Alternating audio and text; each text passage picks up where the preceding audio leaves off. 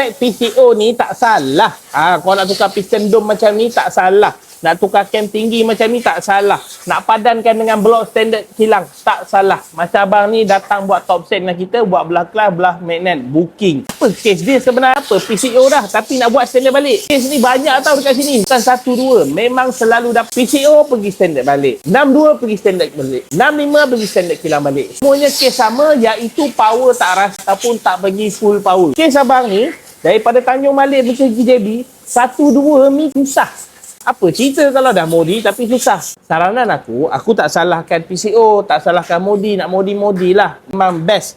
Tapi buatlah sampai habis. Jangan buat separuh jalan macam ni. Dalam kes abang ni, piston dia ni dah dok. Tapi head dia dah terpasang lah. Okay? Head dia tu tak korek apa-apa. Jadi apa korang akan dapat? Compression korang tinggi, tapi korang akan rasa ketat. Sebab korang tak padankan dengan head dia, tak padankan dengan dyno, tak padankan dengan ECU, dengan exhaust dan lain-lain. Sebab tu jadi masalah. Kalau korang nak buat modi ataupun PCO, buat betul-betul habis. Jangan ambil yang separuh, ambil full package. Okay? Kalau tidak jadi macam ni. Bang ni keluar balik modal, tukar lagi blok standard kilang. Sebab apa? Standard dia. Sebab apa?